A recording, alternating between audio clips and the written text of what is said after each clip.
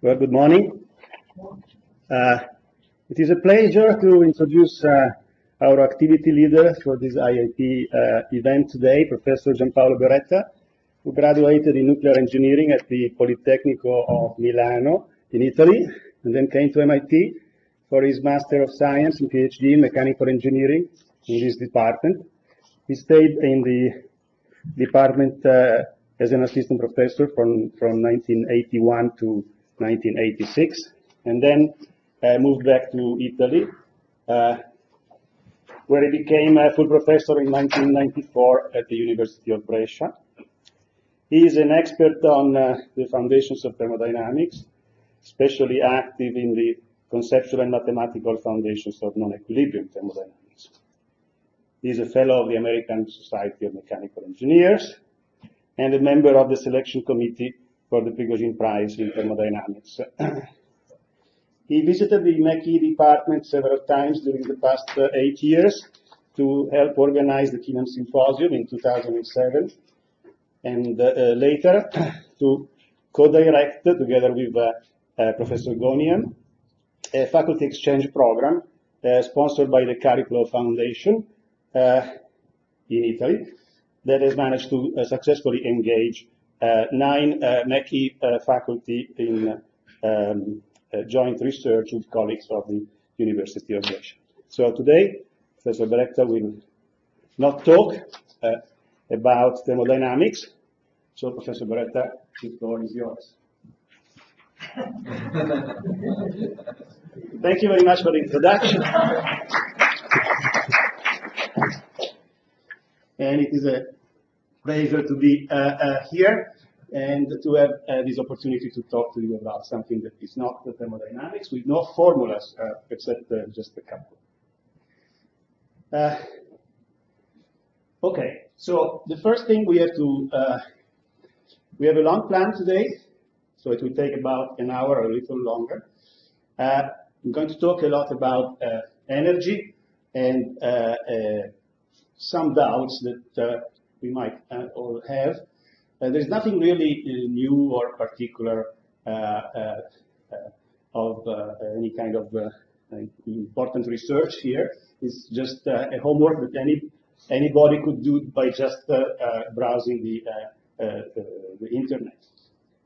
So the unit of energy that is necessary for us to understand in this talk is the ton of oil equivalent, which is about 11 kilowatt hours. You see here the various units in which you can express it. Now, 1 ton of oil equivalent, when the price of oil was about $95 per barrel, forget about the fact that today is 50, but that's only temporary, I believe, would be worth about $700. And if you use it in a 52% efficient oil-fired power plant, you would get about 6,000 kilowatt hours of electricity. The yearly consumption of primary energy in 2013 was 14 billion tons. And but the consumption, the per capita consumption, is really spread out quite differently among various countries, as we will see in a moment.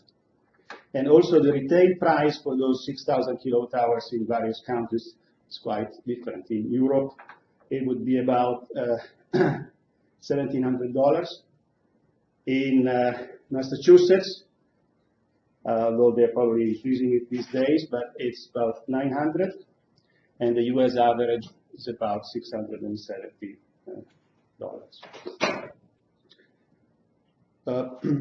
Please forgive me that this talk has been given in successive times, so it is an outgrowth of something that I started presenting here at MIT during IAP in 2008.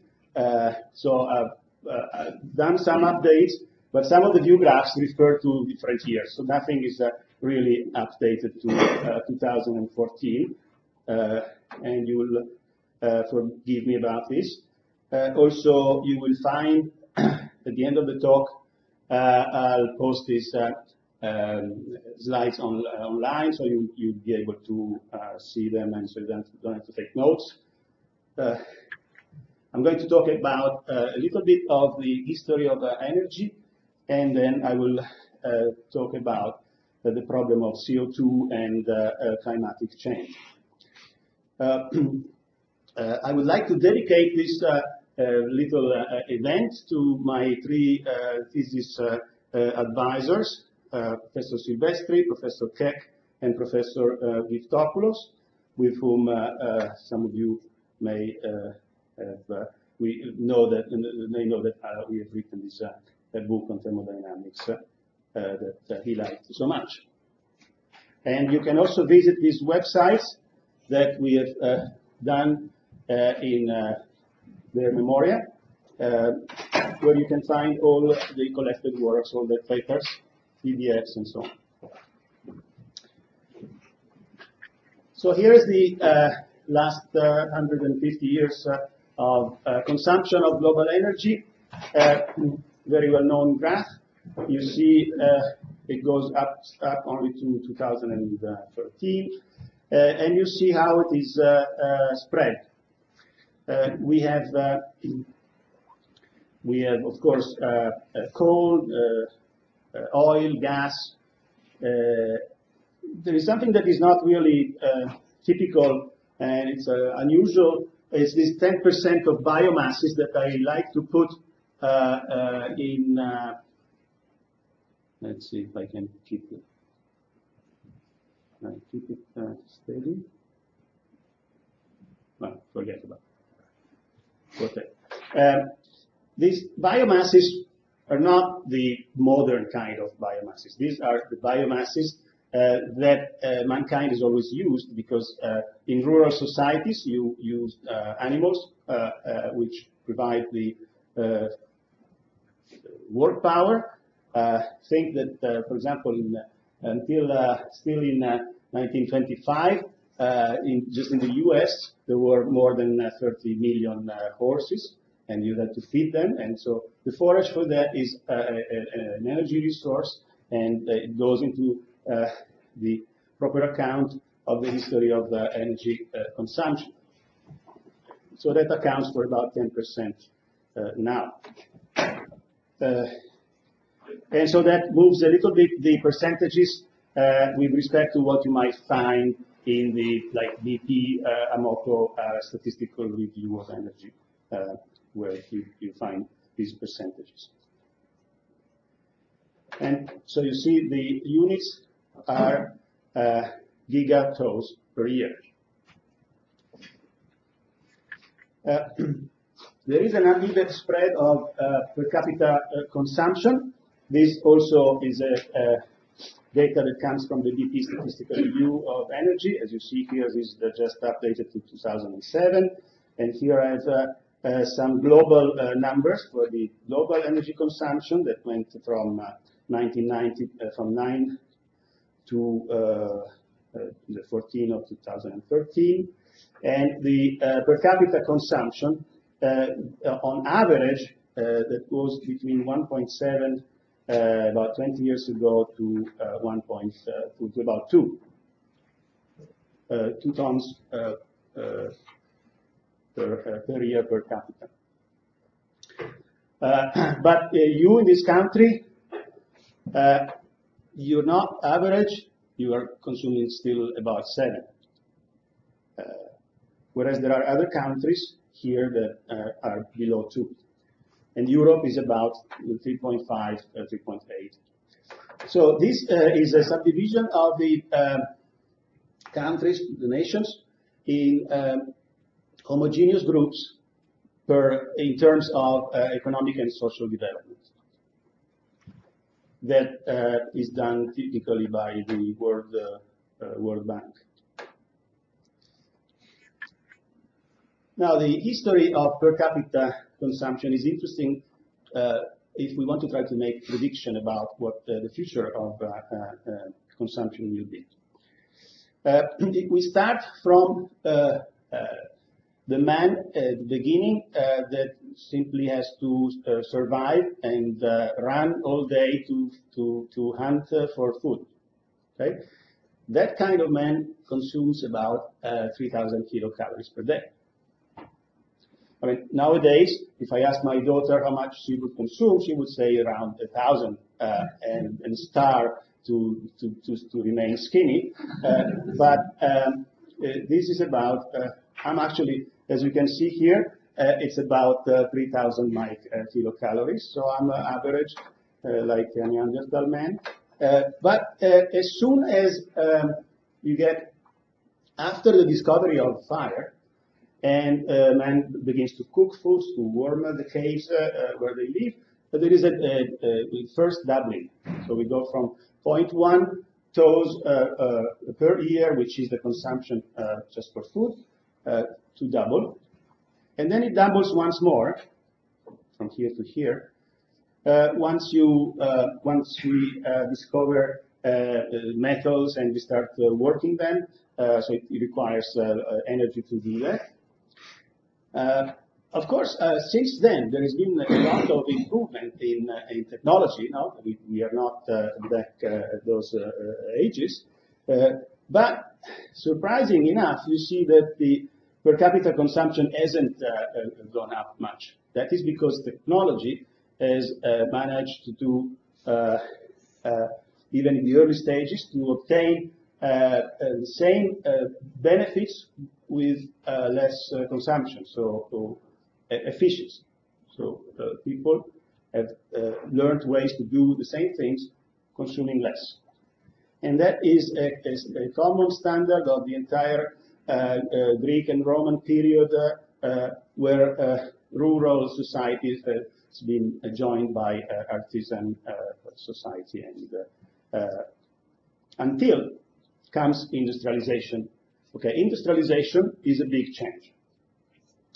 Of course, we all know that it starts in England about 1800, and that's the first place where we have it. And you see, when it is completed, it makes the per capita consumption go up a factor of 5. Very important. Then post-industrialization goes up a little bit more, but not so much. In Italy, industrialization occurs in mid-1900, so it starts, we could say, officially they say that it starts in 1913 and it ends in 1981. You really should, in order to understand, to measure the level of industrialization, one way is to look at the agricultural fraction of GNP. And you see that in Italy, it was, at the beginning, it was about 50% agricultural GNP. At the end of industrialization, here it's only 6%. So the rest goes of GNP goes from agriculture to industrial. And again, we have a factor of 5. So industrialization means a factor of 5 into per capita consumption. What is that unit, TOE? That was on my first slide. It is the ton of oil equivalent, and it's the unit of measure for. So it's the equivalent. It's the energy content of 1 ton of oil, 1 metric ton of oil, and it's the unit that is used to measure all primary energies, not just oil. So we translate every consumption into the equivalent of in terms of oil. And so you see here that before, in the Greek-Roman age, the average worldwide was about 0.5 ton of oil equivalent per year. Right now, well, actually, at the end of 2000, we were at 1.7. We are now about 2. So we are not yet factor of 5.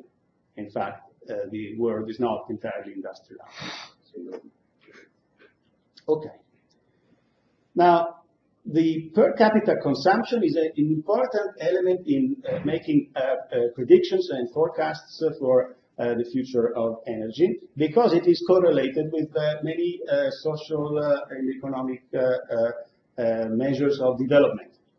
In particular, you see here, we have, as a function of per capita consumption, we have the level, like life expectancy. No? As the per capita consumption goes up above about 1 ton of oil equivalent per year per person, you get around 70 years of life expectancy. The infant mortality, same thing. It goes down dramatically as you get a little bit industrialized. You start industrialization. Also, the level of illiteracy goes down.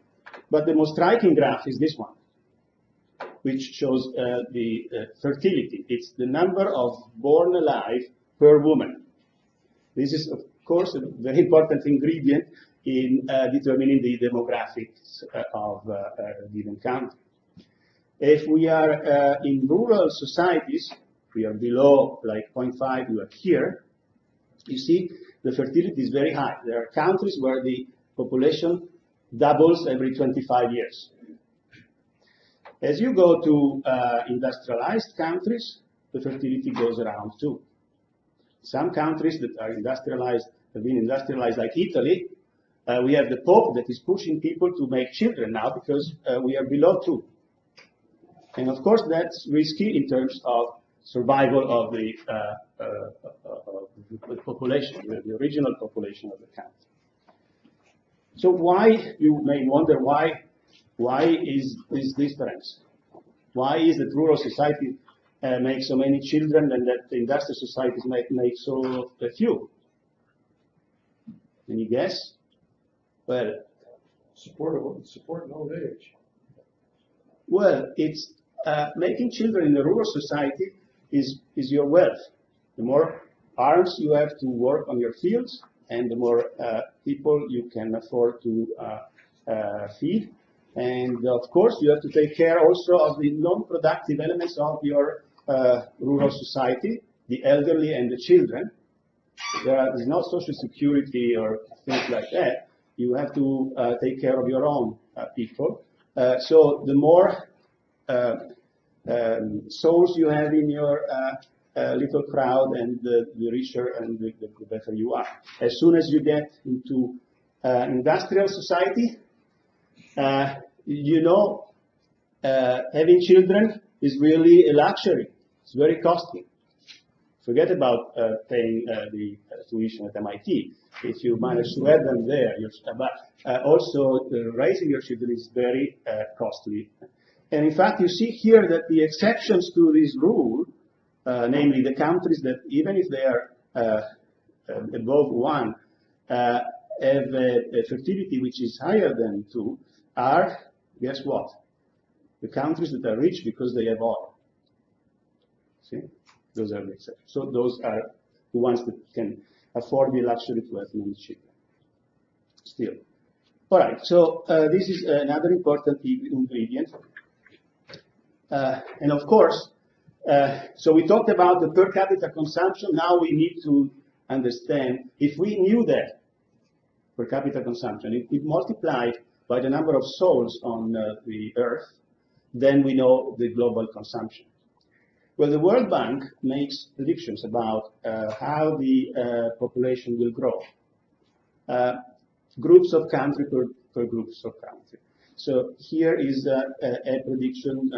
Maybe it's not the latest, but in any case, it's a prediction for those 10 groups of countries of how the population will grow. So we are about here, 7 billion. And the prediction is that overall we will be at the end of the century around, first of all, saturating. So the good news is that it will saturate. That's why. Well, that's because the industrialization will reduce will increase the ton of oil, the per capita consumption. The per capita consumption will decrease the demographic growth, and therefore those are correlated. So what we need is now a guess as to how the per capita consumption will continue over the years. If we want to make a prediction of the overall consumption of energy, of primary energy, for the rest of this century. Here comes science and technology, which have a very important role in this field, and this is good news for most of us who work in this business. This graph is, I think, striking in the sense that it correlates 300 years of history of power production. It's actually the conversion of, let's say, fuel energy into power. It shows the thermodynamic efficiency. That's really the second law efficiency, but let's forget about that detail. It's the efficiency in a non-linear scale. It's actually in a logistic scale. The logistic scale is the log of the efficiency divided by 1 minus the efficiency. So it's linear in that log. And you see here that we are about 60%. And these are the various technologies that provide the achievement in the history of power production. We could show the same data on a linear scale in terms of efficiency, and we get the typical S-shaped curve of a learning process. Every learning process has a shape like this. You can even write differential equations if you're a fan of math. And the interesting thing is that the time constant of this curve is about 60 years. So what does it mean? Well, for us, or at least for me, but also I know many of you work in thermodynamics, many of you are students of Professor Gonian, so also for you, this is very good news. We are not out of business for a long while. And you see here, in the rest of this century, we will witness, and you will make this happen, an increase in the efficiency from 60% current to above 80, say 85 at the end of the century. So right now you say, well, how could we do it? Well, I don't know. We have to learn. But this is the learning process. And if these data have correlated for 300 years, why shouldn't they correlate again for another 100 years? So about 2060 or a little longer, we will reach above 80%. So how are we going to make that? Well, you'll figure it out. Usually I present this graph in my introductory courses in thermodynamics and non-equilibrium thermodynamics, because I think this is the justification for studying non-equilibrium thermodynamics. The only way we can go above that is by not burning fuels the way we do currently in flames, but we need to do something more, because the irreversibility, the entropy production in the flame is what kills currently that 40% of efficiency that we are not reaching. Okay, so if we manage to gain control of non-equilibrium states, we probably manage to achieve. So that's probably one way of achieving these higher efficiencies. Okay, so technology.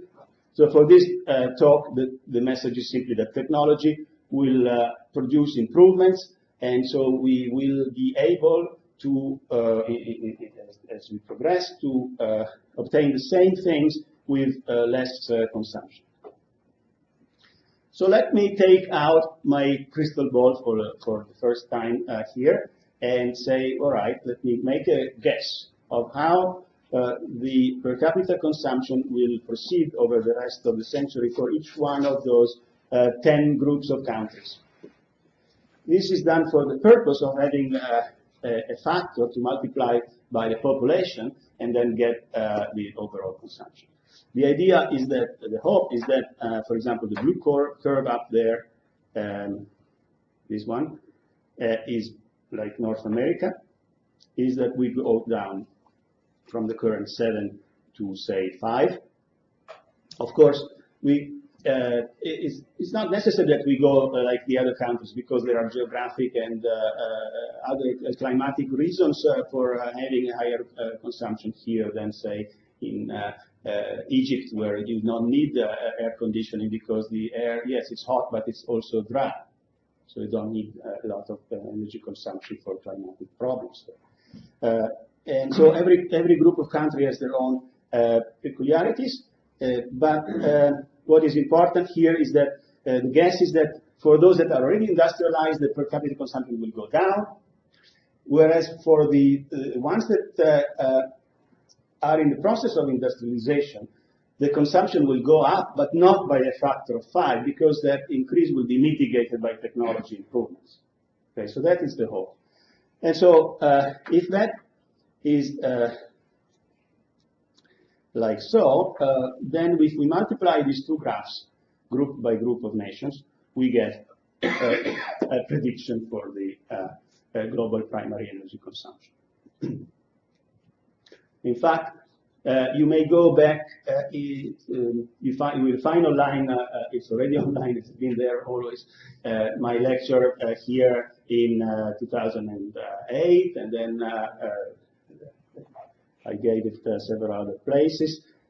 So you'll see that that prediction is not completely off. So in other words, in the last 10 years or so, I mean 8 years, you can see that it's pretty much a good set of numbers. In any case, this is not the end of the story, because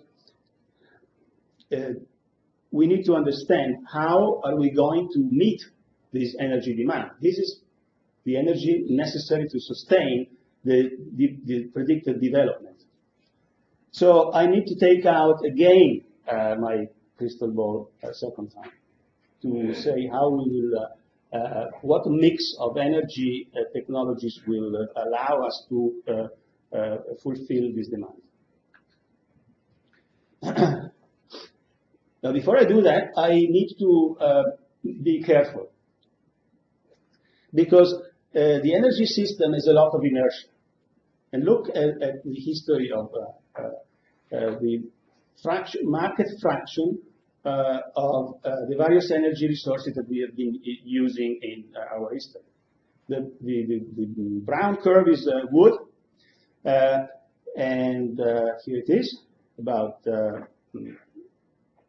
1870, it crosses with coal. That is because in England, with the Industrial Revolution, we start using coal to pump water out of the coal mines themselves. And so coal becomes predominant for a long while, until oil comes in, and then also gas comes in, the red curve. The blue one is hydroelectric, and the pink is nuclear. See, nuclear comes out with first reactors around 1956, I forget now, and they gain about 5% of the fraction after several years. Notice the time scales, again, those 50 years.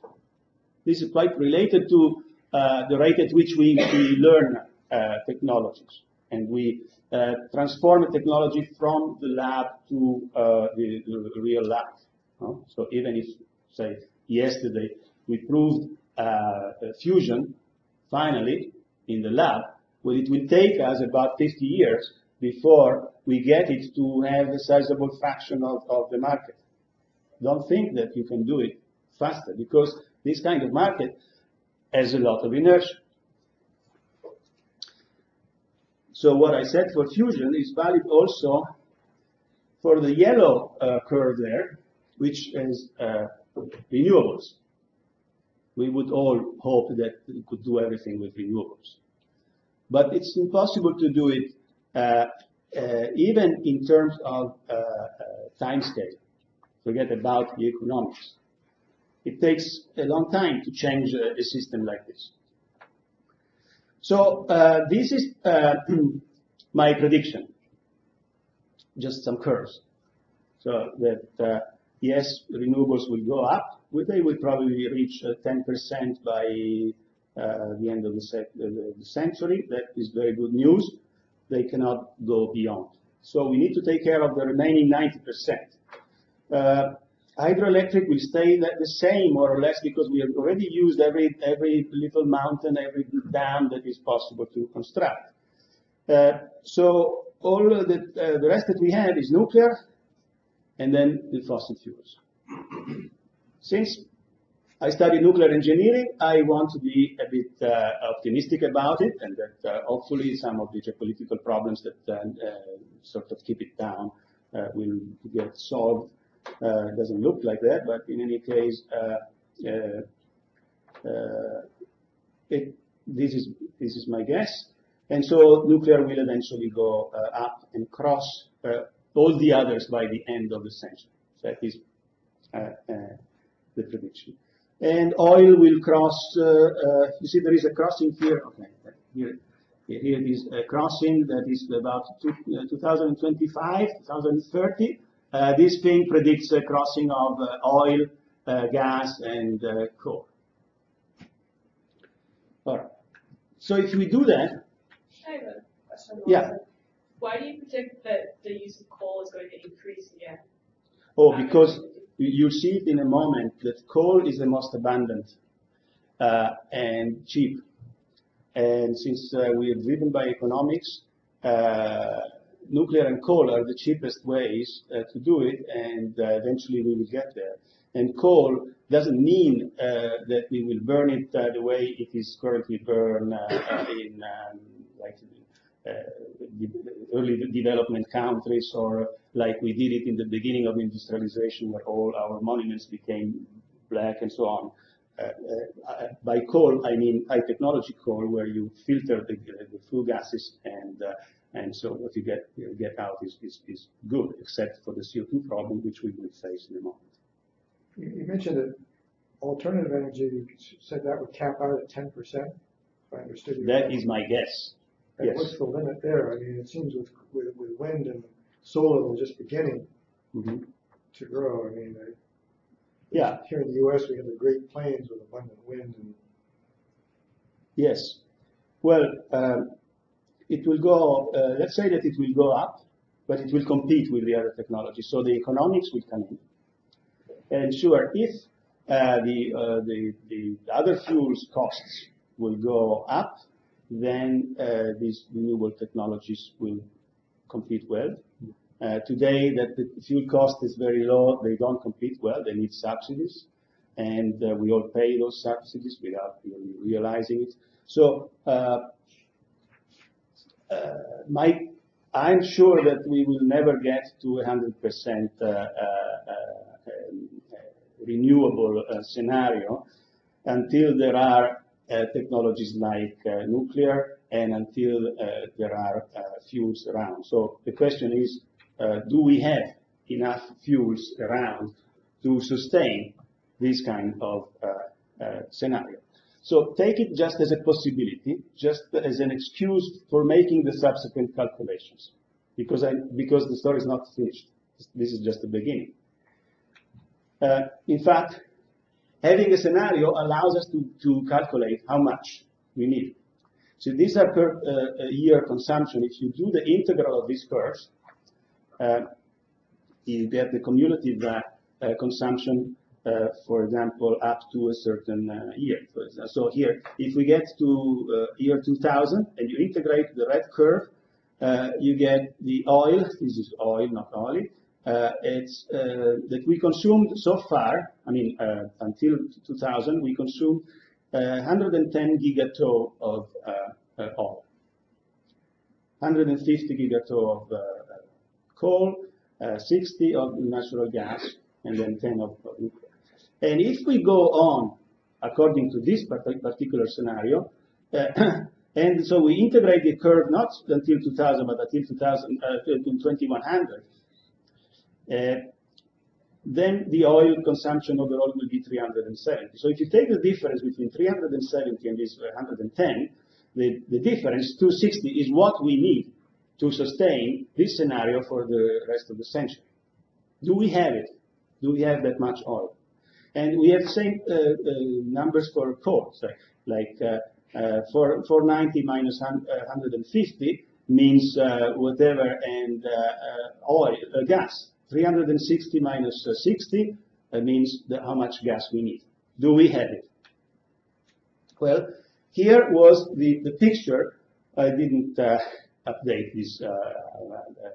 I think this picture, I did it in 2003, first time, and never changed it. So some of the things that here are considered probable are actually become reality, like oil shales, tar sands, and those are things that you read in newspapers these days. They were probable at those times. They actually came out more straight. And also offshore stuff. So here is oil, natural gas, coal, and nuclear. The red curve represents how much we consumed up to 2000. The orange is how much we will consume in this century. The blue curve represent the blue bars represent the proved and presumed conventional reserves, namely the reserves that are accessible at current prices, the resources that oil companies will go and get because they make money on them. It doesn't cost too much. That doesn't mean that is all that is there. In fact, usually when it gets a little bit more costly, they just stop pumping from that well, and we keep it there until the cost will go up, and then it will be worth going back and take that additional oil that is stored there. So you see here that even with the presumed conventional resources, we have enough oil, enough natural gas, because the blue bar is higher than the orange bar, to sustain the scenario that I hypothesized. And if we talk about coal, you even have to change the scale of the graph, otherwise the bar goes up to the fifth floor, which isn't there. But okay. And about nuclear, this big bar here is something that is still on the probable side, and still it's the breeding reactions, the breeding reactors that haven't been they are developed, but they haven't been diffused yet enough, and this is going to provide, if done in time, a long time reserve. So this picture shows that we are not running out of oil, we are not running out of resources. Just a second. And so to me it shows that you should not trust anybody that starts like a politician that starts a talk, or somebody that starts a paper saying that because we are running out of fossil fuels, then we should do so and so. Don't trust them, because they're lying. Yes? So on the nuclear one, do you also account for thorium reserves? Yes, of course. Yeah, because in the breeding cycle, thorium is important. It's too for lithium and so on. Yeah, I'm sorry, for the 233 isotope of uranium, which is produced like the 235 from the 238. Yeah. Okay, so fine. So we don't have a problem of resources. So where is the problem? So this is our scenario, the past and the future. And well, the problem we apparently read everywhere, and everybody tells us, the problem is CO2, because you burn fuels, fossil fuels, and those make CO2.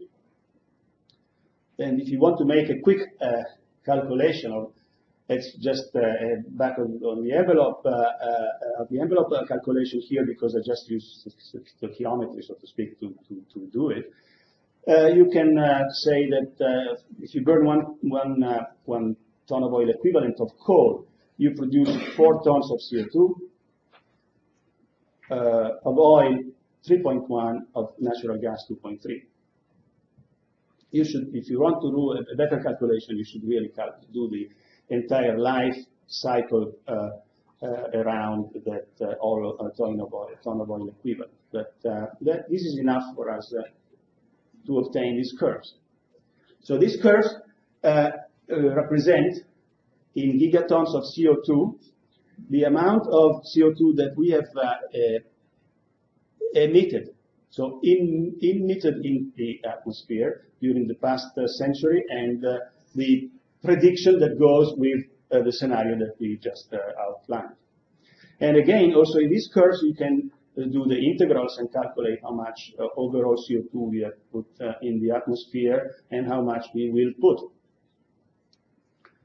Usually, for the accounting of CO2 and carbon, it's better to translate from CO2 to just carbon. By molecular weight, CO2 molecular weight is 44, carbon is 12. So I just scale the graph. So here you have 44, here you have 12, and these are gigatons of carbon equivalent. This is better if you want to do an inventory of carbon in the Earth, because carbon then gets into various forms, as we all know. So let's think in terms of carbon.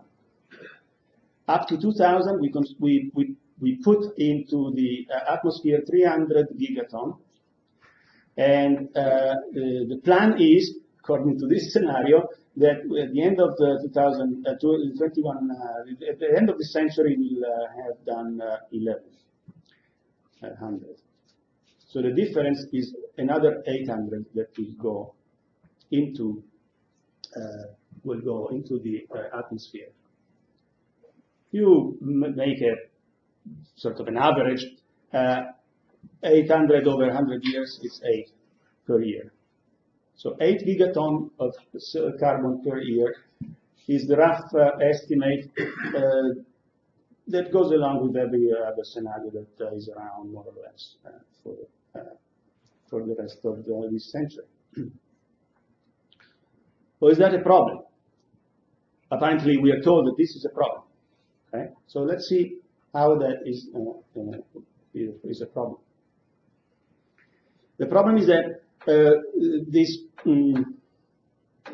injection of CO2 that man does into the atmosphere is correlated apparently with consumption of, with global mean temperature. And it's also correlated with the concentration of CO2 in the atmosphere. Of course, this is obvious. And so there is a correlation between, these are the facts. The CO2 is going up, and the temperature is going up.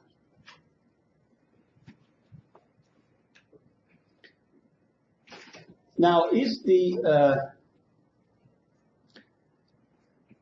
8 gigatons of carbon per year that we inject, that we have seen there, how do they compare with the rest of the exchanges of carbon on the planet? And this graph is very well known. I just want to emphasize, first of all, this number, big number. At the bottom of the oceans, there is a lot of CO2. CO2 is molecular weight 44. So it's heavier than water and heavier than air. So the CO2 goes down and goes down, also water. And it accumulates at the bottom. So at the bottom of the oceans, there are literally lakes of course, supercritical CO2 because the pressures there are very high. And that is a huge inventory of carbon. You say it's actually roughly a pure carbon dioxide? Well, I'm not sure those pressures what happens, but yes, that's what they say. Okay. Then there is some storage in vegetation and soils, about 2000. Of course, the good news is that the oceans you should really distinguish between the upper layers, where there is turbulence mixing and so on, and the bottom layers, where the viscosity is so high that there isn't convection, and so the exchange between the two is fortunately low. So whatever gets there remains there for a long time. So much that people have considered as one of the ways for storing CO2 man-made to just inject it back, to freeze it, make it the cold, I mean the cold, how's it called, dry ice, the thing that you used to use for ice cream, which is blocks of CO2 solid. Throw it in the ocean, let it fall down, and that way you have stored it for a long time. Except that then there is a problem that there is some undersea volcanic eruptions that can do the reverse. They can stir the ocean somehow and make some of the CO2 come up. So I think that is one of the reasons why they have not pursued that. In any case, the other important aspect is here, that there are lots of CO2 exchanges, right? The rates of exchange of CO2 between atmosphere and waters and atmosphere and vegetation and soils is of the order of 100 up and 100 down per year. So that means that man-made production is about 5% of those numbers. No, it's 8%, sorry, of those numbers. And it's and the 800 overall that we will inject in the atmosphere during the entire 21st century is compares with the amount that is actually currently present in the atmosphere, 730. That's the amount of CO2 that is present in the atmosphere today, when we have about 400 ppm in concentration. That 800, though, is about, I think, 2% of the overall inventory of CO2 of carbon. Wow.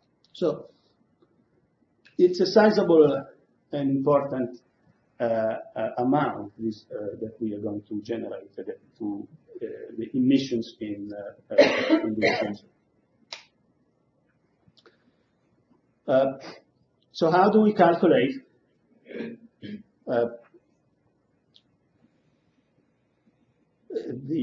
the concentration that we will have at the end of the century according to this scenario?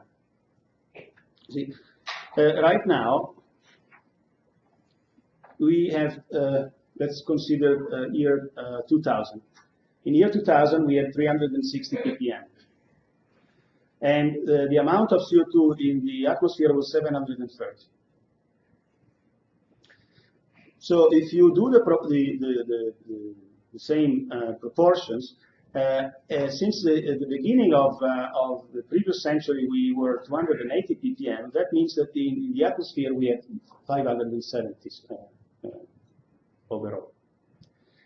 So the increase from 280 to 316 ppm translates into an increase in overall amount of CO2 present in the atmosphere from 570 to 730. So the difference is 160. Now, notice that this 160 should be compared with the 300 that we have injected. So this means that not all the CO2 that we inject in the atmosphere remains in the atmosphere, no? Because there is this metabolism of exchange between atmosphere, oceans, and soil and vegetation. Okay, that will metabolize, so to speak, about 55%, actually 45%. So about half, say, of the CO2 that we inject in the atmosphere will actually remain there and cause an increase in concentration. The rest will be metabolized and eventually end up at the bottom of the ocean. So if we use the same token, now considering the 800 here, it means that only 440 really will stay in the atmosphere. That tells us how much carbon we will have in the atmosphere at the end of the century, and that means 580 ppm, which is more or less what the IPCC predicts, more or less. So this is, in a sense, the standard way of thinking.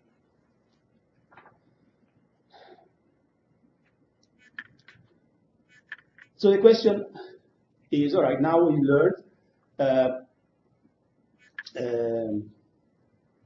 learned that these two facts are there undoubtedly, and so what is the correlation between them? Typically, the story we are told, 99%, if this were a democratic problem, we would be certain, because 99% of the people would vote for the fact that it's the increase in CO2 that determines the increase in temperature. Okay? But science is not a democratic thing, so we have to be careful. And so let's ask the question. Actually, the question splits into two questions. The first one is, are anthropic CO2 emissions responsible for increasing the CO2 concentration in the atmosphere? In part, we've seen it. We've seen that at least it sounds like half of what we put in remains in the atmosphere. So that's the typical story says yes. The second question is, well, okay, now we have the increase in the atmosphere. Is the increase in concentration of CO2 responsible for increasing the mean global temperature? That is another important question. Energy balance of the Earth. Okay, so if you start from the solar irradiance, we all know that when you go out of the atmosphere, the amount that gets to the Earth is about 1367. It's the solar constant, watts per square meter. Of that one, about 32% gets scattered away. So the 32% of the photons that come from the sun get scattered away. So they don't enter the atmosphere, and therefore they don't warm it up. This is very important to remind. Based on this number, you can just make a radiation heat transfer simple balance, and make the balance between the amount of energy that that comes in. So this is the 930 watts per square meter times the area of the disk that the Earth represents as seen from the sun. And on the other side of the balance, you put the amount of infrared radiation that goes away because the temperature is on average at a certain, because the Earth is on average at a certain temperature. So you get the area of the sphere because it goes in all directions. And if we use the emissivity, good number for emissivity in the infrared, which is about very close to 1, we can get a relation. And of course, we forget about the temperature of the background. It's a small number, so to the 4th power, that doesn't really make any difference, so we can forget about that. So there is a relation that says that the temperature of the Earth is about this energy that comes from the sun, the net that goes, that really that gets into the Earth to the 1/4 power. That also means that if you have variations in that number, it causes variation in the temperature of the Earth. So you may wonder, what kind of variations do we need in the solar irradiance in order to obtain a 0.6 degrees variation in temperature of the Earth. If you do that number, you see that you would require about 1% increase in the solar irradiance to produce a 0.6. That doesn't happen. People have measured the variation, and it is only, there are small variations as you see here, but they are only of the order of 0.1%. Okay, so you could not explain the increase in 0.6 degrees by just the small variations in solar irradiance that are actually happening. Of course, that is the story that would be the temperature that you see, the temperature, I'm sorry, that comes out of this formula here, if you put it 930, is 250 K, that's minus 18 C. It's very cold. It's not what happens because there is greenhouse effect. If we account it, for a greenhouse effect, the difference is about 33 K. So the greenhouse effect accounts for 33 K degrees difference in the temperature. Or equivalently, this is called the radiative forcing. Equivalent is about 144 watts per square meter additional. And so it is as if we got an additional 144 irradiance from the sun. Now, another aspect that sometimes is forgotten is that the CO2 is not the only one of the greenhouse gases. As you see here, the contribution to greenhouse effect is 65% done by water vapor, only 21% CO2, and 15% is done by other gases, including methane. And actually, methane, if you take data from how methane concentration appears in the atmospheres in the history here, it went up together with industrialization. So if you want to control CO2, you better control also CH4.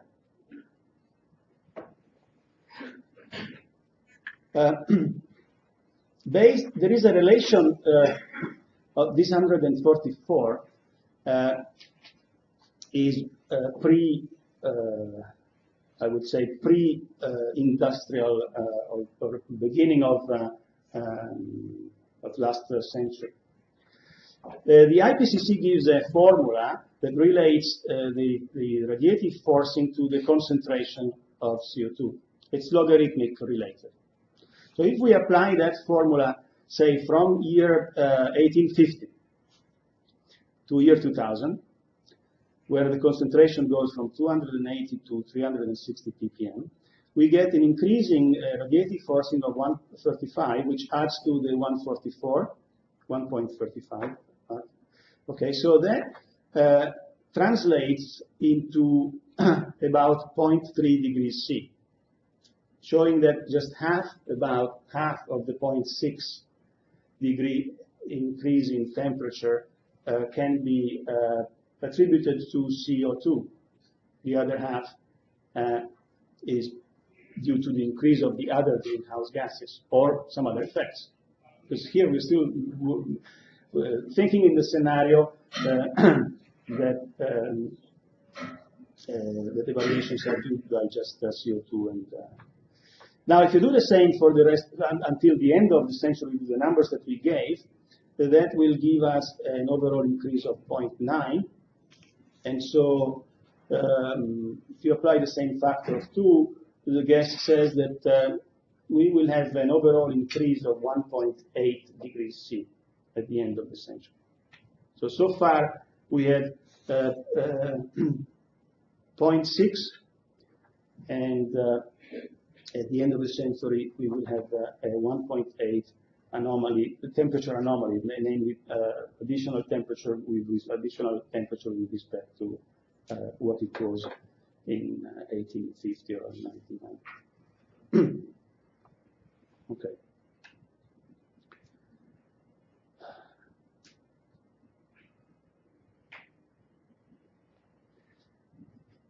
Now, this is the main concern. This is a main point for the advocates of the CO2 responsibility for the global warming. Here it comes from the study of the ice cores extracted from the Antarctic that we all know allow to study not only the concentrations of the various gases, but also the temperature from some isotopes and so on, on a scale of thousands of years, 100,000 of years.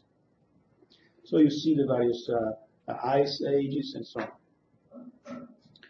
The main point, I think, of the IPCC and of the 99% people being convinced that CO2 is really the responsible thing, is that today's numbers for the concentration, actually we are about 400 now, ppm, has apparently not been seen ever in the history of the planet.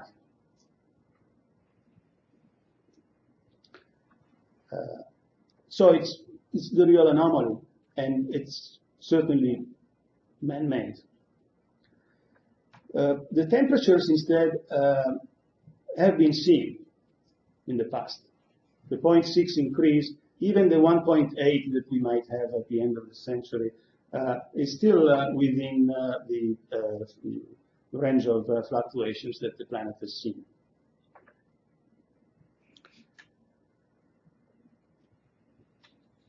Now, however, now begins a few doubts. For example, look at the most recent history in temperature measurements. Apparently, it turns out that while the CO2 keeps going,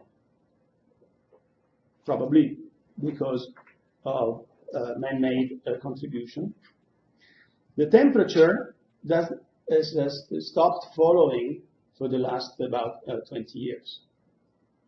So we lost the correlation with the last 20 years. That begins to shine a little doubt about the actual correlation between the two.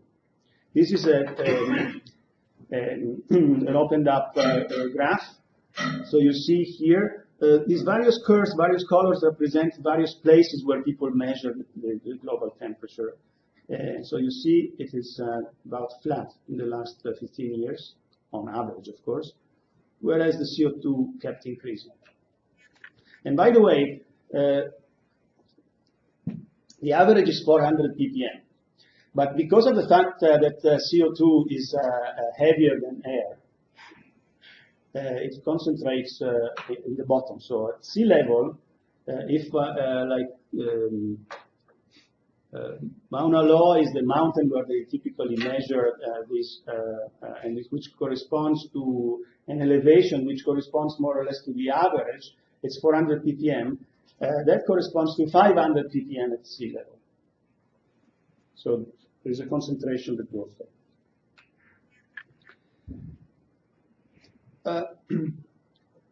People have measured also the fine variations in CO2 concentrations. Here we're talking about just 1 ppm's kind of size, which is seasonal, and it is noticeable that these fine variations are correlated with some natural phenomena, in particular the phenomenon known as El Niño, which is a combination of ocean and atmosphere interaction. Well, let me not waste time to describe what it is. You go and look it up in your little search. So that shows a good correlation with these events. El Niño is something that the agricultural people in South America wait, because that means good harvesting. here is another shocking thing. Well, you would expect that usually the cause precedes the effects. No? If I do something, then something happens. Okay. Now, here look at the those time histories in the those taken from the ice cores. The red curve is the temperature, and the blue curve is CO2. And notice that the CO2 curve follows, it lags behind the temperature. Not by a little thing. On this scale, it's by about 800 years, which is small on a scale of 100,000, but still enough for us to actually see it. It's pretty obvious. Between those little vertical lines, is that 100,000 years? Between these and these, Yeah. yes, there are about 100,000 years, yes. It's the two ice ages and warming up and the game. And, and what I'm talking about is that you definitely see here that there is a delay. Here you see it pretty much. Yeah. Now, people have studied also on a shorter range, where you have more data, like for the last 50 years. So here you have the green curve represents the small variations in CO2 concentration, and the blue is the temperature. Temperatures at various places, but blue, red, and so on are the temperatures. Also here you see that it lags behind. Here the lagging behind is of the order of 11, 12 months on this scale. The last 20 years, same thing. These are various temperatures, and the green is the CO2. You still see this lagging behind. So, what would we answer to? What would I answer to question one? Remember, question one was: are anthropic CO2 emissions responsible for increasing the CO2 concentration in the atmosphere? My answer would be, well, maybe, but it is not certain. And some evidence does not confirm it. What evidence? First of all, it's not really evidence. The fact that the yearly emissions, the 8 gigatons of carbon per year, are only about, let's say, 4% of natural exchanges. That the overall emissions are about 2% of the overall Earth inventory. That the small variations do not correlate with the regularity of the man-made emissions, because we keep putting in CO2, but the CO2 fluctuations are related to natural phenomena. So also natural phenomena do influence the CO2, and it's not only man-made. And then the other one that I didn't talk about is the fact that there is no difference in the CO2 concentration between the two hemispheres. And we know from fluid mechanics and that the two atmospheres don't mix through the equator. There is no much mixing. So the two atmospheres don't have ways to mix, and only through the ocean the CO2 can go from north to south.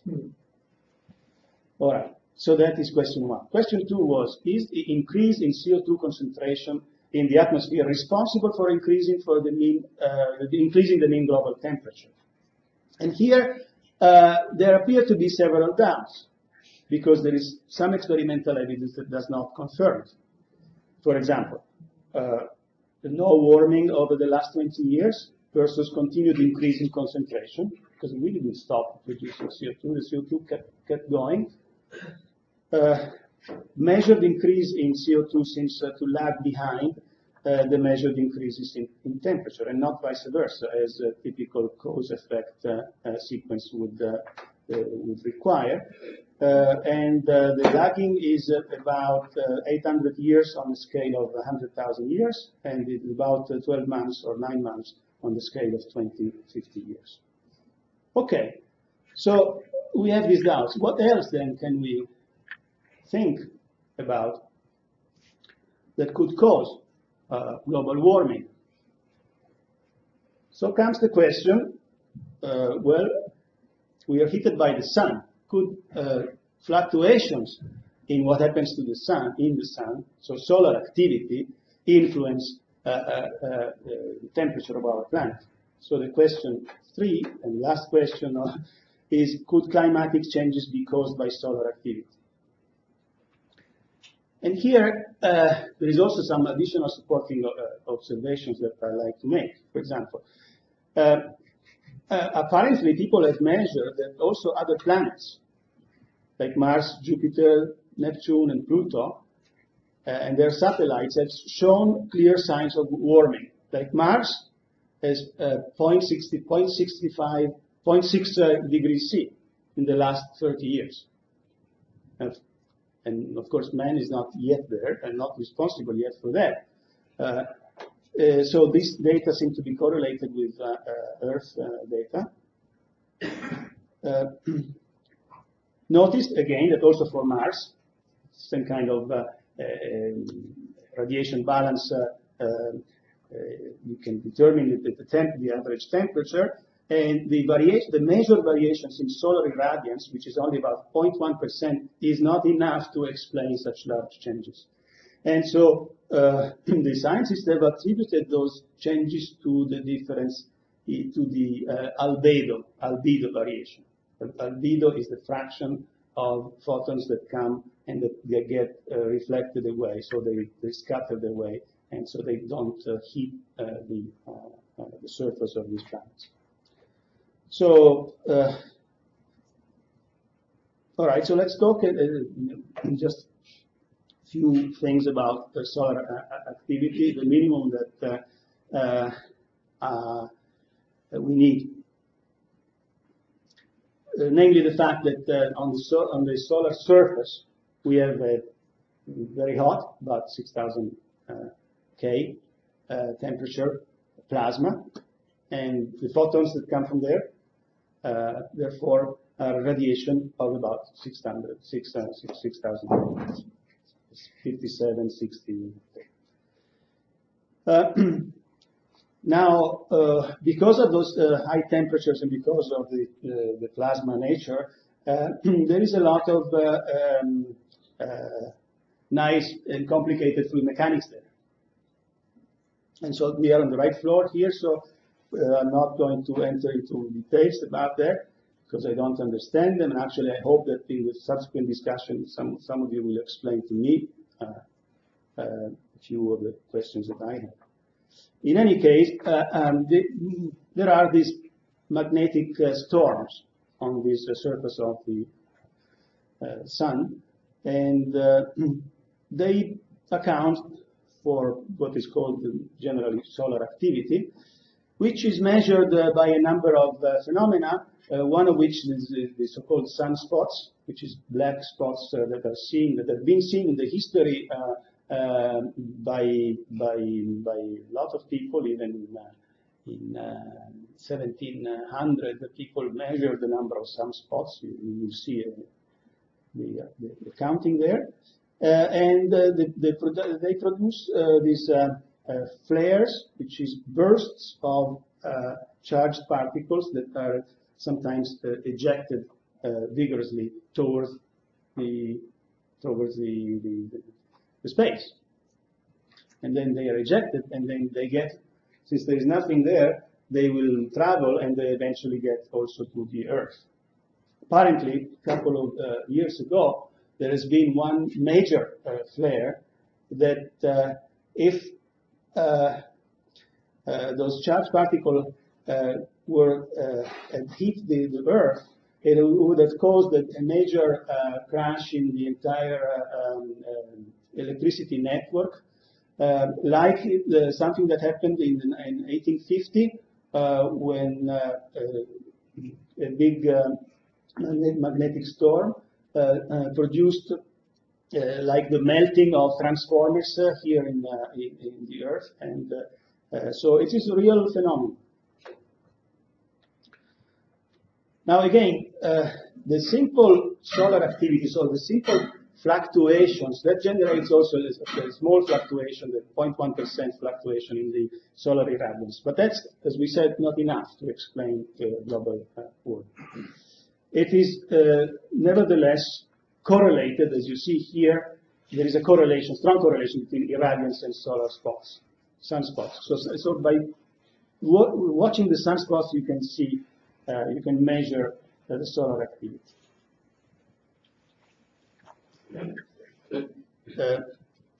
The important effect, apparently, is another one. The solar wind of charged particles that go and that get towards the Earth interact with the cosmic rays that every minute come from outer space into the Earth. And if there is solar wind, these cosmic rays are somehow shielded away. Now, why are we interested in cosmic rays? Because cosmic rays provide energy as they come into the atmosphere, and along their path, like in a cloud chamber, they deposit energy which is necessary to form droplets. So you have water vapor. In order to condense and form droplets, to form clouds, you need to overcome the very large surface energy that is needed to generate that surface between the water and the vapor. So you need something to provide that energy. You need a nucleation, something that in this case is the cosmic rays. And see, the clouds are important because the clouds increase the albedo, increase the fraction of photons that from the sun gets reflected away. More clouds means global cooling. Okay? Now here's the correlation between the cloud cover, it's actually an inverse correlation, and cosmic rays. So it shows that the more cosmic rays, the more clouds. And the cosmic rays are somehow correlated to the sunspots.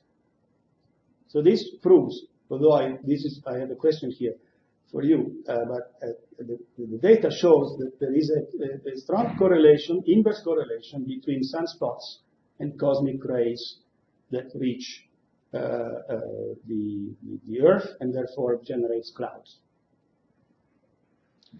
So the story goes like this. It's summarized in up here. More solar activity means more sunspots, generates solar wind, that reduces the cosmic rays, fewer clouds, smaller albedo, more effective solar heating, that's global warming. So solar activity generates global warming, according to this chain of things.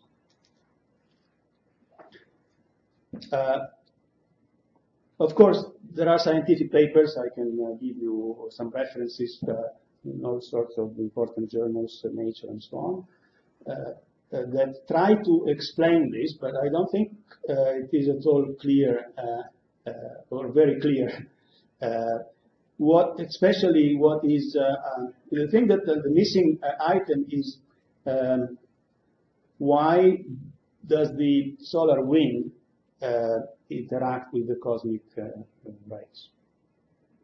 But even if we don't know why, apparently it does. Okay? Now, sunspots have been measured for a long time. You see it measured in different ways in the 16th, 17th century, 18th century, different ways and current ways. Now, in modern...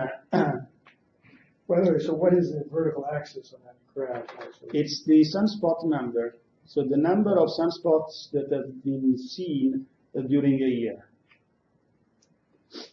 And it goes up and down. there are cycles, and these cycles have been called 11 years cycles. So the solar activity has a cycle that goes every 11 years, more or less. And the intensity of this cycle is measured in the number of sunspots that are seen during that particular year. And you see that in the beginning of the century, the solar activity has gone up, and in the second part, it's gone down. Here it is again, solar activity. These are the various periods.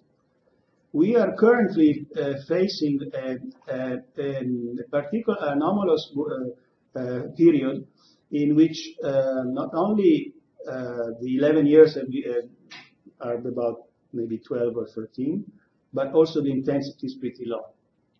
And that apparently explains the reason why the temperature has not increased so much in the last 20 years. So this is the conclusion, actually the no conclusion, but this is the answer to question 3, that was, could climatic changes be caused by solar activity? I would say, well, probably. So there is some evidence that suggests this to be the case. The correlation between cloud cover and Earth albedo, the correlation between cloud cover and cosmic rays, the correlation between cosmic rays and solar activity as measured by the sunspots, and the correlation between current global cooling and the weak and delayed sunspot cycle that we are facing these days. Now, why does that apparently conflicts with what we hear or read in the IPCC reports? Well, the IPCC, in order to make predictions, relies on modeling. Now, this modeling is a very complex kind of modeling, because you can imagine how many parameters you need to put in if you want to model the atmosphere and see the effect of greenhouse gases and concentrations and you see, what the actual fact is that we have some two forcing aspects, which is solar activity, that is one forcing effect. The other is man-made CO2. And then you inject those into some model, which requires a huge number of parameters. And if you are a graduate student, you know how by fitting with a couple of parameters, you can almost fit any curve, any data. And then you try to predict that there is a relation between the temperature and the CO2 concentration.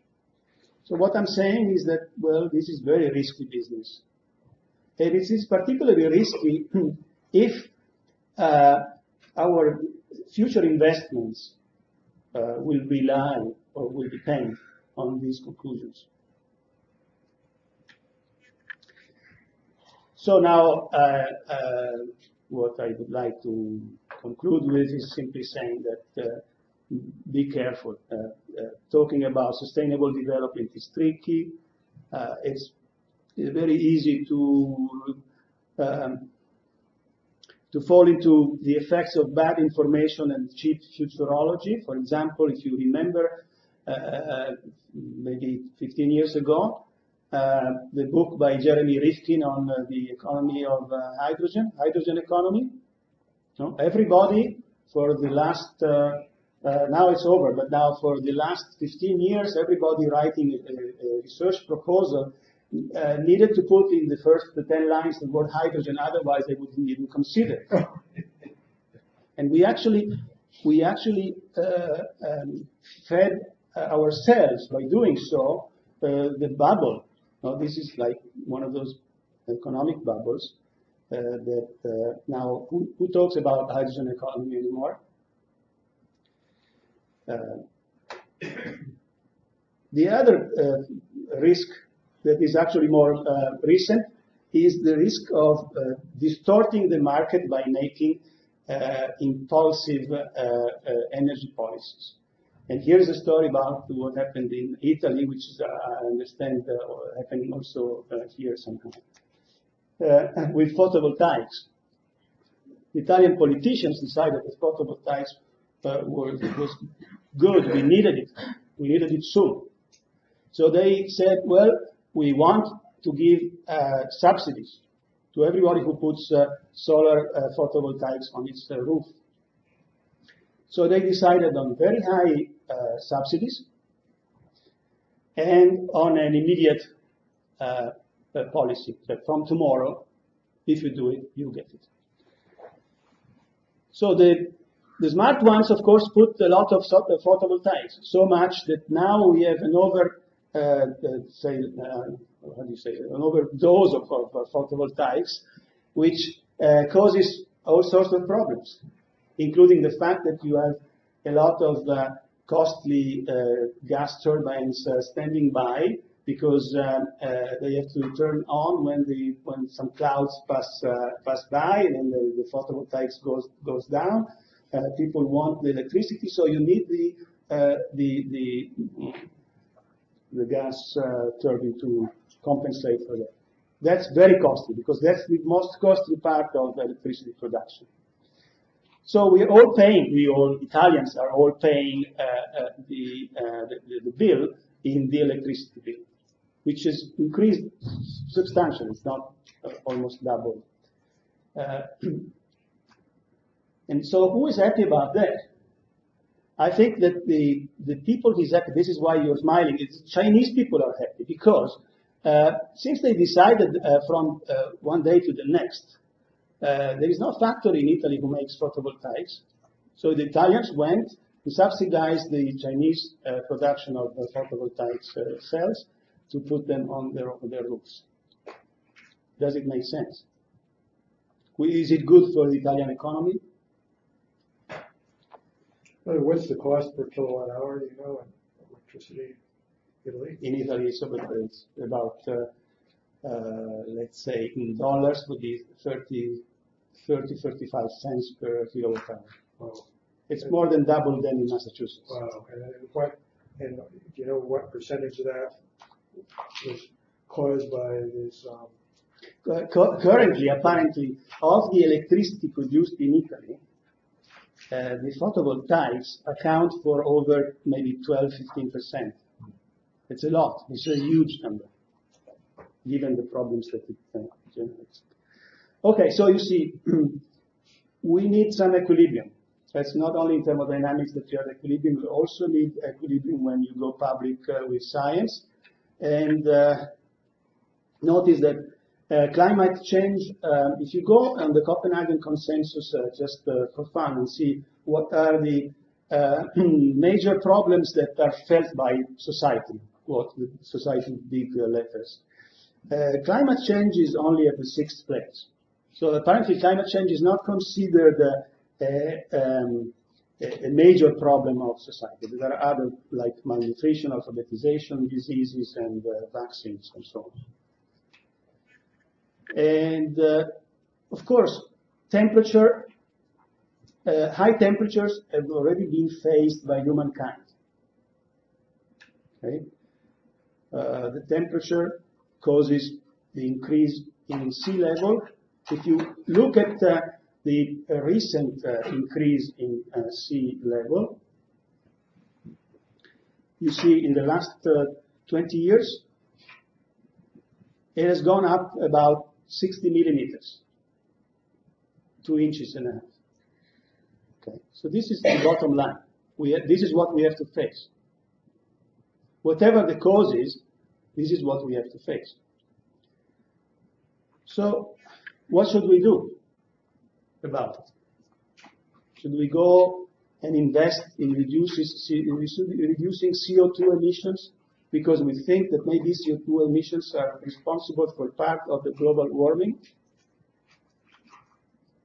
So should we address one of the possible causes on which we have some doubts? Or should we invest on the results?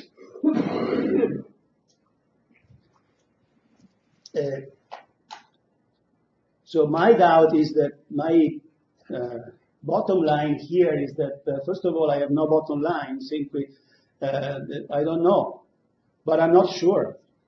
I'm not sure that investing in CO2 capturing technologies and CO2 segregation stuff is really what we need. It's our best choice. Maybe our best choice is to learn how to make dams. And we go in Bangladesh and construct a dam like in the Netherlands they did in the old days to save their own land from the sea. Because Bangladesh is one of those countries that could be mostly affected by the rising of sea level. Right? So how about just building a dam? This kind of mitigation activities could perhaps be better investments, or at least more reliable ways to invest. So conclusions, no. But please do your own thinking. Don't jump to conclusions. Don't be afraid of changing your mind. If you listen to my talk 7 years ago, I didn't say these things because I didn't know about them. As soon as I learned it, I said, well, I want to speak again and give a different story because I think there are doubts. What was your story before? I was like everybody's thinking that since CO2 is much higher than it has ever been seen in the planet, it's probably responsible for everything. I was going with the majority. Yeah. Good company. So don't buy it just because everybody buys it. Oh. And do your research and be critical. All right. And well, with that, I want to thank, in particular, the background slide of the slides. This is artwork by a famous Belgian artist, Jean-Michel Follon. You find magically they came online right now during the talk, so you're ready now. You can go to my website and download the slides.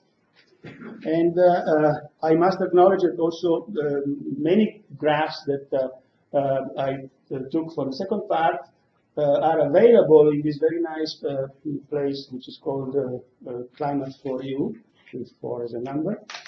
And that is it. Now, I hope, so the floor is yours. And I hope you have prepared something to comment on. Thank you.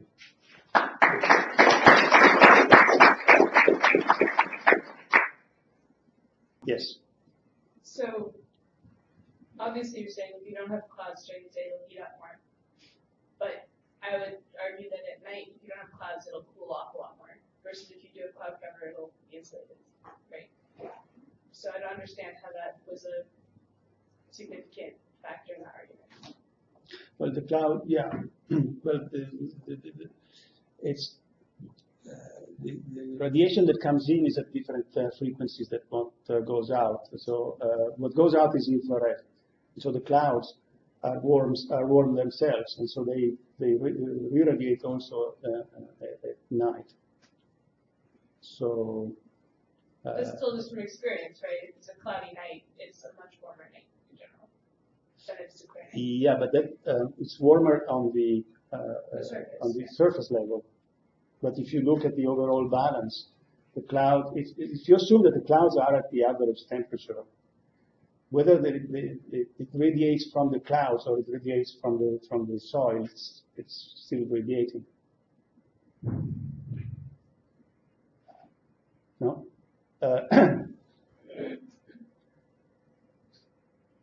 Because what really counts is the scattering of the photons that come in, that either get out or get absorbed. Whereas the rest is just infrared photons that are emitted from whatever is at some temperature of the order of 300 K. So, yeah, I think maybe in fine tuning you may have a point, but I don't think that is so important whether the re-emission during night comes from the clouds or comes from the soil or the oceans. But okay, now maybe I should think more about that. Similar to the concept of nuclear winter. Sorry? Say it again? Similar to a concept of a nuclear winter, like if you have massive nuclear explosions, the scenario is that there'd be a vast winter for a certain period of time because of all the significant particulate and cloud cover. Yeah. Also, the volcanoes have had that kind of effect. So much that one could even consider producing it in order to get cooling. Huh? So my question was that was the different stuff that's being injected into the atmosphere with the ash instead of just water vapors from a volcanic explosion. That's ash. But the ashes have the same effect. They shield. Yeah, you. I have a question. On the slide where you talked about inertia for different technologies, Yeah. for coal, you said that it will come down and it will go up. What kind of quantitative reasoning you use to show that it goes up? Like, I mean, when you just interpolate, you can say it just goes down. But you break The reasoning that I do for coal going up is that the cost of extraction of coal is much more stable than because of the abundance. There is much more coal, and it's also geographically distributed. Almost every country has its own coal. So you don't need to fight wars for coal. Okay? That keeps the price more stable than for the gas and the oil that you see can have large fluctuations. So my guess is that eventually the costs of oil and gas will go up, whereas that of coal stays down, and therefore coal will pick up by its abundance and its consequent low cost for its extraction. But this is just, as I say, crystal ball. You can put whatever other numbers. It doesn't really affect a lot the bottom line of the conclusion. Maybe it will change a little bit the scenario, but not so much.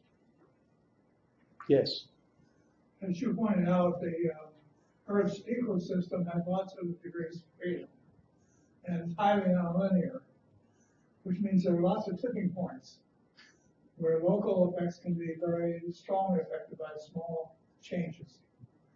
A recent example I saw on television was the invasion of the Antarctic by the killer whales, which are having maybe mincemeat out of the narwhals in the northern oceans.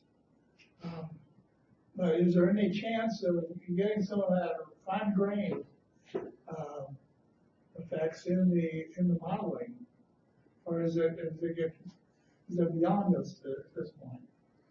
I think this is what the people who do research in this business. I'm not one of those. I'm just a typical layman. So I'm not doing I cannot call this research. This is just browsing in the internet. But the people who do research in this, they make these models that you talked about, and they care about these amplification effects, these nonlinearities, and they try to write equations, large numbers of equations for this kind of modeling. And this is what I am sort of a bit scared of, because I've also done my modeling, and as soon as the parameters become more than 2 or 3, you can get anything out of it. Especially if you... The question you asked have to change. I'm sorry? So maybe the questions you asked have to change. For these models, not as the ones that are classified. Maybe. Find elements and so on. Maybe. So,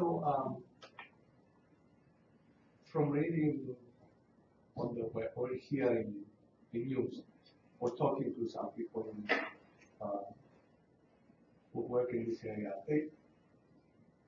the sense I get is that it's not just a few millimeters or a few inches of rise in sea level that we have to worry about. One thing what we have to worry about is that all of this stuff is highly nonlinear, and so it impacts each other significantly. For example, they say that what we can expect is much worse fluctuations in climate, more extreme events, which can be catastrophic. And in fact, they cite the fact that we have more and more extreme events as evidence towards that. So I was a little bit surprised that sort of you, in the end, you said, well, just a few inches, let's just build it down, right? For example, people say you could have, of course, this can work both ways. You could have some sort of a non-linear saturation where after some point nothing happens anymore because some other effect comes in. But people talk about big ocean currents stopping, which would, for example, stop the mixing, and we could get significantly bigger effects because it's a highly nonlinear system, right? So, yeah, I don't know myself, but I was surprised that you sort of in that said, well, just a couple of inches of water rise is not a big deal. No. I didn't mean that is not a big deal. I meant this is one of the effects. And no matter what the cause is, we may not know what the cause is, but these things are coming up. So if I gave that message, that I was wrong. My real message is that we are going to have to face climate changes. They are a fact. We should not be sure that man-made CO2 is causing them. And so instead of investing in reducing the cause, that we are not sure it is the cause, we should deal directly with the effects. And I fully agree that this is non-linear and it's not only increase in all the ecosystems will be changed. And so there is huge phenomena that what my message is that as engineers, we should push into doing things that are doable. And to me, reducing CO2 in the hope that that will affect climate change is such a wild guess that I would rather go directly into an investment that produces an effect that I'm sure of, like building dams. That was the reason why I concentrated on dams as an example. But here I say, do only what is within proved human reach. So if you're not sure, don't invest there, invest in something that is more sure. We have built a lot of things. We went to the moon and we plan to do, we could even consider controlling the albedo by, forcing a volcano to erupt, say, because then the ashes will cool down the earth, and do the control like that. Or maybe send a huge amount of small robots that you can that will fly in the atmosphere and with little mirrors that will shine the light away and control like shields. So many things like that, to me, sound more doable, especially in a technology environment like that, than going the very long and very indirect way of CO2.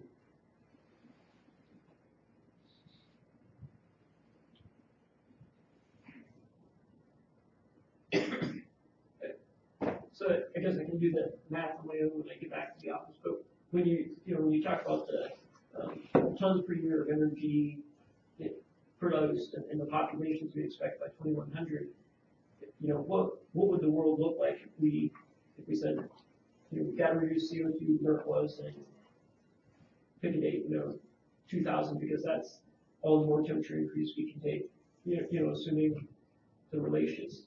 What would the Earth look like? What would our lifestyle be? Are we down at the 0.5 tow per year?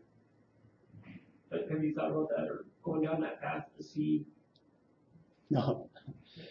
I haven't. Although there are two comments I could make there. First of all, going back to the level of CO2 that we had at the beginning of, say, 19th century, like 280 ppm. I'm not sure that if there is an effect of the solar activity that is important, that effect is of warming up the planet. Now, the warming up causes the CO2 to increase. No? Essentially, it's an equilibrium between the amount of CO2 you have in the ocean and the atmosphere. So the chemical potential, here's thermodynamics, on the interface between sea level and atmosphere, there is a quality of chemical potential that drives the concentration of CO2 in the atmosphere. So it would be a scenario in which a temperature increase causes a CO2 increase. So it may be impossible to reduce the CO2. Even if you stop producing power and you turn off everything, if it's the sun that drives things, you may not be able to reduce the CO2. Well, yeah, and I guess I was going at it from the solution side. You know, you were offering practical solutions. Well, is there even a possible solution of reducing CO2 if it was the cause? You know, just looking at our options with the uncertainty and the cause. And it seems like, based on your graphs, that there'd be drastic changes in population and lifestyle to pursue that path. Well, of course, you know, everybody says that nuclear and renewables do not produce CO2. So get rid of fuels, or maybe use fuels only for cars where they really need it. You really need it, and use nuclear and renewable for everything else. Some people say this is one way of reducing CO2. And all of what they without stopping industrialization. But you have to. This is a global problem, global, how do you say, political problem, because you have to convince all countries to do it. But then there are some countries that are in the middle of industrialization that need the power now. They just need it quickly. Coal is good, fast, cheap. Let's do it with coal. We'll think about nuclear and renewable later on when we are at your level of industrialization.